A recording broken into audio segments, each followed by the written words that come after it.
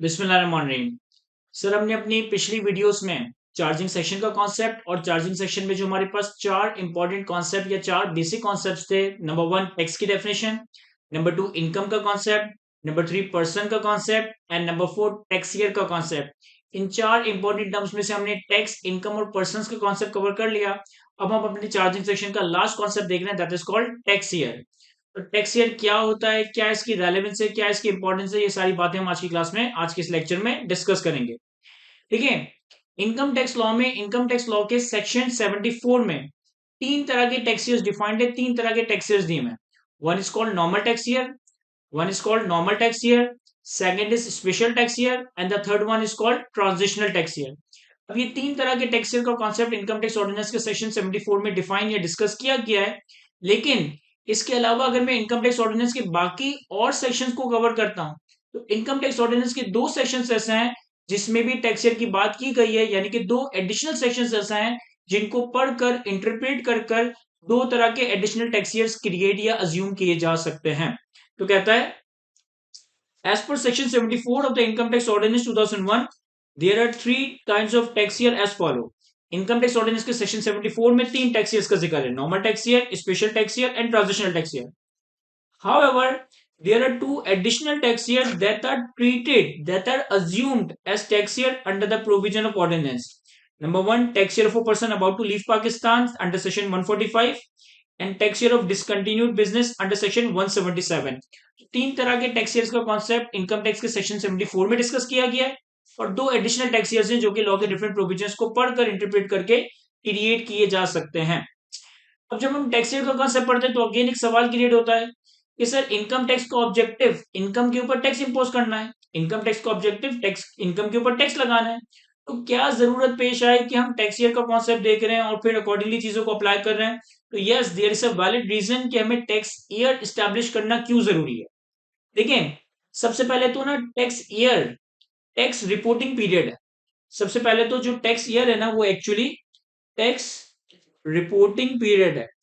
यानी कि for example कि अगर आप किसी के फाइनेंशियल स्टेटमेंट्स बनाते हो, तो फाइनेंशियल स्टेटमेंट्स बनाने के लिए भी हमें कोई ना कोई पीरियड तो सेलेक्ट करना पड़ता है ना, कि हम किस साल के बना रहे हैं, किस क्वार्टर के बना रहे हैं, या किस हाफ ईयर के बना रहे हैं। हम कोई ना कोई पीरियड जरूर डिसाइड करते हैं, फिर अकॉर्डिंगली फाइनेंशियल स्टेटमेंट्स बनाते हैं। ऐसा नहीं हो सकता कि डे जीरो से लेकर आज तक के सारे फाइनेंशियल मामला को मैं फाइनेंशियल स्टेटमेंट्स में दिखा दूं। हम कोई ना कोई पीरियड सेलेक्ट करते हैं और फिर उसके फाइनेंशियल स्टेटमेंट्स बनाते हैं। इसी तरह से जब आप किसी पर्सन की टैक्स कंप्यूटेशन करोगे, टैक्स इनकम कैलकुलेट करोगे, तो आपको एक रिपोर्टिंग पीरियड की जरूरत है और वो tax reporting period basically tax year है। अब क्या रीजन है कि टैक्स ईयर का कॉन्सेप्ट है? पहला reason, to determine applicable finance act, to determine applicable finance act. देखिए, हमारी कंट्री में हर साल एक बजट पास होता है और उस बजट के थ्रू टैक्स लॉज में चेंजेस की जाती है। फॉर एग्जांपल कि अगर रिसेंटली फाइनेंस बिल या फाइनेंस एक्ट 2020 2023 पास हुआ, तो फाइनेंस एक्ट 2023 कौन से साल पे अप्लाई होगा, ये डिटरमाइन करना बड़ा जरूरी है। क्योंकि अगर हर साल मिनिमम एक बजट आ रहा है, तो हमें ये देखना है ना कि वो फाइनेंस एक्ट कौन से साल के लिए रेलेवेंट है, कौन से टैक्स ईयर के रेलेवेंट है। आम हालात में होता यह है कि जब भी कोई बजट या फाइनेंस एक्ट आता है, तो इसकी एक अफेक्टिव डेट होती है और अफेक्टिव डेट के बाद वो अप्लाई हो रहा होता है। फॉर एग्जाम्पल कि अगर फाइनेंस एक्ट 2023 है, तो फाइनेंस एक्ट 2023 की बाय डिफॉल्ट जो अफेक्टिव डेट होगी ना, वो होगी 1 जुलाई 2023। यानी कि फाइनेंस एक्ट 2023 1 जुलाई 2023 से अप्लाई होना शुरू होगा। अब अगर एक टैक्स ईयर 1 जुलाई 2023 पे स्टार्ट हो रहा है, तो ये एंड होगा 30 जून 2024 पे।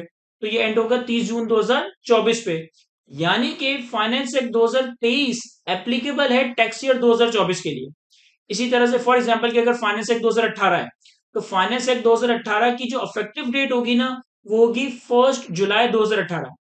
अगर एक टैक्स ईयर 1 जुलाई 2018 पे स्टार्ट हो रहा है, तो ये एंड होगा 30 जून 2019 पे। यानी कि finance act 2018 tax year 2019 onwards apply हो रहा होगा। तो सबसे पहले हम टैक्स ईयर का कॉन्सेप्ट इसलिए पढ़ते हैं कि हम ये देख सकें कि हमें कौन सा रेलिवेंट फाइनेंस एक्ट अप्लाई करना है। भाई फॉर एग्जांपल कि आज अगर मैं एक कंसल्टेंसी फॉर्म रन कर रहा हूँ, तो मेरे पास बहुत सारे क्लाइंट्स ऐसे हैं जो 2022 के रिटर्न फाइल के लिए आ रहे हैं, 2019 के रिटर्न के लिए आ रहे हैं, 2021 के रिटर्न के लिए आ रहे हैं, और अपने अपने रेलिवेंट ईयर के मामला मेरे पास लेकर आ रहे हैं। तो मुझे हर मामले को रेलिवेंट फाइनेंस एक्ट के हिसाब से देखना है। अगर मैं टैक्स ईयर 2019 की वर्किंग कर रहा हूं, तो मैं फाइनेंस एक्ट 2018 देखूंगा। अगर मैं टैक्स ईयर 2021 की वर्किंग कर रहा हूं तो मैं फाइनेंस एक्ट 2020 देखूंगा। अगर मैं टैक्स ईयर 2023 देख रहा हूं तो मैं फाइनेंस एक्ट 2022 देखूंगा। तो कहता है the provision of finance act are generally applicable from the start of the upcoming financial year. The provision of finance act are generally applicable from the start of the upcoming financial year unless otherwise specified. Unless otherwise specified का क्या मतलब है, ये मैं discuss करता हूं। The provision of finance act are generally applicable from the start of the upcoming financial year. This means that the provision of finance act 2023 are applicable from 1st जुलाई 2023। और अगर 1st जुलाई 2023 पे टैक्स ईयर स्टार्ट हो रहा है तो ये and कब होगा, 30 जून 2024 पे। यानी कि ये फाइनेंस एक्ट 2023 अप्लाई होगा टैक्स ईयर 2024 और आने वाले सालों में। अच्छा, यहाँ एक बात लिखिए, अनलेस अदरवाइज स्पेसिफाइड। आम हालात में तो फाइनेंस एक्ट की जो इफेक्टिव डेट है वो 1st जुलाई ऑनवर्ड्स होती है, लेकिन at times finance act back dated भी अप्लाई हो जाता है। फॉर एग्जाम्पल कि हमारी कंट्री में जो सुपर टैक्स का कॉन्सेप्ट लाया गया, तो सुपर टैक्स का कॉन्सेप्ट आने वाले साल के लिए नहीं बल्कि पिछले साल के लिए लाया गया। तो बाय डिफॉल्ट तो फाइनेंस एक्ट के प्रोविजंस अपकमिंग फाइनेंशियल ईयर के होते हैं, लेकिन अगर लॉ मेकर चाहे तो फाइनेंस एक्ट में किसी चीज को बैक डेटेड भी अप्लाई करवा सकता है। फिर आपके जहन में सवाल आ रहा होगा कि सर व्हाट इफ कि हमारा जो ईयर है वो जुलाई टू जून नहीं है, हमारा ईयर जनवरी टू दिसंबर है। तो अगर आपका ईयर जनवरी टू दिसंबर है तो आपके साल के शुरू के 6 महीने एक फाइनेंस एक्ट में फॉलो करेंगे और साल के अगले 6 महीने दूसरे फाइनेंस एक्ट में फॉलो करेंगे। फिर अकॉर्डिंगली हम इनकम को रेलिवेंट जो फाइनेंस एक्ट है उसके तहत अकाउंट फॉर कर रहे होंगे। फॉर एग्जाम्पल कि अगर आपका ईयर एंड अक्टूबर से सितंबर है तो 3 महीने एक सॉरी 9 मंथ्स एक फाइनेंस एक्ट के तहत चार्जेबल टू टैक्स होंगे और बाकी के 3 महीने किसी और फाइनेंस एक्ट के तहत चार्जेबल टू टैक्स होंगे। तो फाइनेंस एक्ट की एप्लीकेबिलिटी के लिए हमें टैक्स ईयर का कॉन्सेप्ट देखना है। सेकेंडली, दूसरा रीजन है to determine the due date for filing return of income. To determine the due date for filing return of income. एक टैक्स पेयर ने हर टैक्स ईयर के एंड होने के बाद अपना टैक्स रिटर्न फाइल करना है, अपना पूरे साल का रिटर्न ऑफ इनकम फाइल करना है। तो ये जो रिटर्न ऑफ इनकम फाइल करने की डेडलाइन है, रिटर्न ऑफ इनकम फाइल करने की ड्यू डेट्स है, ये इनकम टैक्स ऑर्डिनेंस के सेक्शन 118 में दी हुई है। अब जब आपको मालूम ही नहीं होगा कि आपका टैक्स ईयर क्या है तो फिर आप due date for filing return of income भी डिसाइड नहीं कर सकोगे। ड्यू डेट किस तरह से डिटरमाइन की जाती है उसको भी देख लेते हैं। To determine the due date for filing return of income for individual and यूपी on or before 30 September next following the end of the tax year. Individual और यूपी के केस में रिटर्न फाइल करने की डेडलाइन ईयर एंड के बाद जो भी अगला 30 सितंबर है उस दिन तक है। यानी कि फॉर एग्जांपल कि अगर एक इंडिविजुअल और यूपी का ईयर एंड 30 जून 2023 है तो इनको रिटर्न फाइल करनी होगी 30 सितंबर 2023 से पहले। अगर एक इंडिविजुअल और यूपी का ईयर एंड 30 जून 2025 है तो इसे रिटर्न फाइल करनी होगी 30 सितंबर 2025 से पहले। यानी कि ईयर एंड के बाद जो भी अगला 30 सितंबर आएगा उससे पहले आपने रिटर्न फाइल करनी है। कंपनी की केस में दो सिनेरियोज हैं। कंपनी की केस में कहता है company with a tax year ending between 1st January to 30 June on or before 31st December next following the end of the tax year and company with a tax year ending 1st July and 31st December on or before 30 September next following the end of the tax year. Company का tax return, company का return file करने की जो due date है वो company के year and के हिसाब से वेरी कर रही है।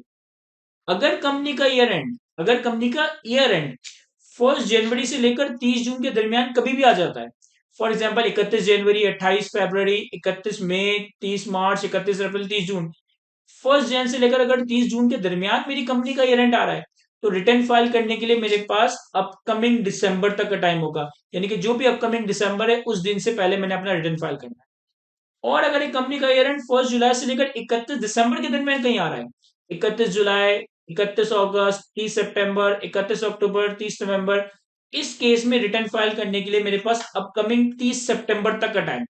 यानी कि अगर हमारी कंपनी का ईयर एंड 31 दिसंबर 2024 है, अगर हमारी कंपनी का ईयर एंड 31 दिसंबर 2024 है तो रिटर्न फाइल करने के लिए मेरे पास 30 सितंबर 2025 तक का टाइम है।